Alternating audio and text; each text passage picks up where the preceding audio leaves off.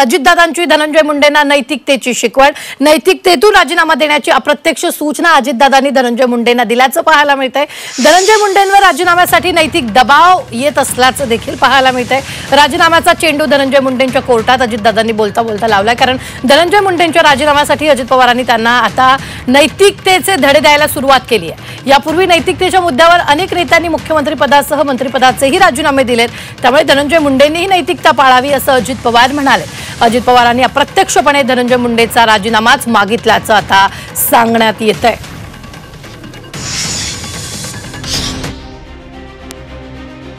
अजितदादांची धनंजय मुंडेंना नैतिकतेची शिकवण, नैतिकतेतून राजीनामा देण्याची अप्रत्यक्ष सूचना। धनंजय मुंडेंवर राजीनाम्यासाठी नैतिक दबाव।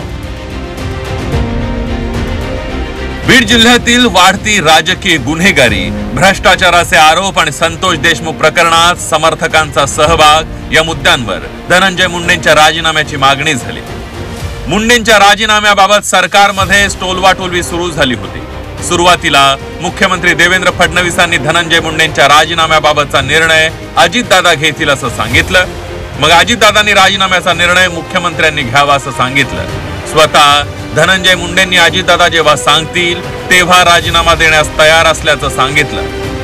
पण धनंजय मुंडेंनी ना राजीनामा दिला, ना मुख्यमंत्री किंवा उपमुख्यमंत्र्यांनी राजीनामा घेतला। आता अजित पवारांनी नैतिकतेचा मुद्दा उपस्थित करून धनंजय मुंडेंना अप्रत्यक्षरित्या राजीनामा द्यायला सांगितलंय। सिंचनाच्या बद्दलचे जे आरोप झाले त्यावेळेस तुम्ही स्वतः राजीनामा दिला, जो तो स्वतःचा निर्णय। त्यावेळेस माझ्या सद्विवेक बुद्धीला मला ते पटलं नाही, कारण मी अतिशय स्वच्छ पद्धतीने काम केलेलं होतं।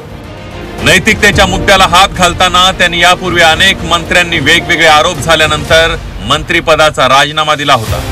रामगोपाल वर्माला ताज हॉटेलमध्ये नेल्याप्रकरणी विलासराव देशमुखांना मुख्यमंत्री पदाचा राजीनामा द्यावा लागला।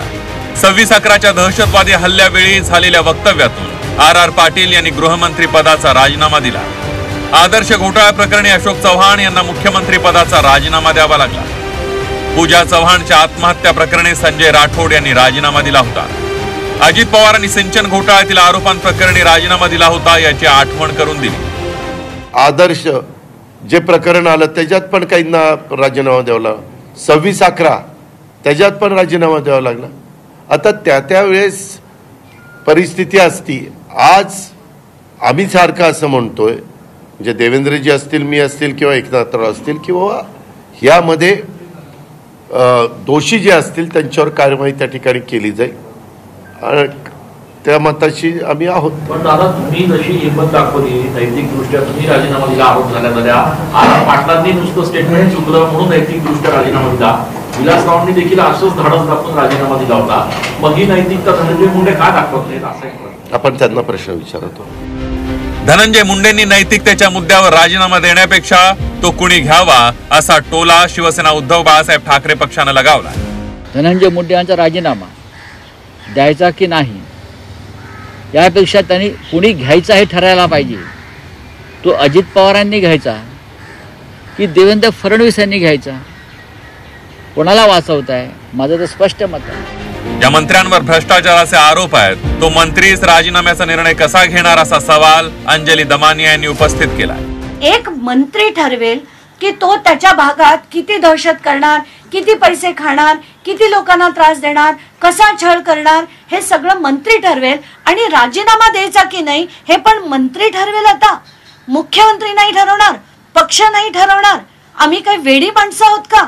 पुरावे द्यायला ऑफिस ऑफ प्रॉफिट मध्ये राख माफियाचा त्यांनी कसे कसे केलेत, आता तर पूर्ण डिटेल्स FIR सकट मी डाउनलोड केलेत। आता तरी तुम्ही त्यांचा राजीनामा घेणार की नाही?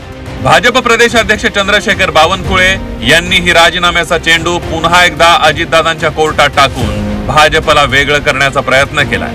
धनंजय मुंडेंनी राजीनामा द्यायचा का नैतिकतेच्या मुद्द्यावर हे त्यांनाच विचारा। नाही, मला असं वाटतं हा प्रश्न राष्ट्रवादी काँग्रेसचा अजितदादाचा प्रश्न आहे। मला वाटतं अजितदादा योग्य पद्धतीने सोडवतो। धनंजय मुंडेंच्या राजीनाम्याचा महायुती सरकारनं अक्षरशः फुटबॉल केलाय। आता अजित पवारांनी नैतिकतेचा मुद्दा उपस्थित केलाच आहे, तर आता तरी धनंजय मुंडे राजीनाम्याचा विचार करतील का असा प्रश्न विचारला जातोय। ब्युरो रिपोर्ट, झी 24 तास, मुंबई.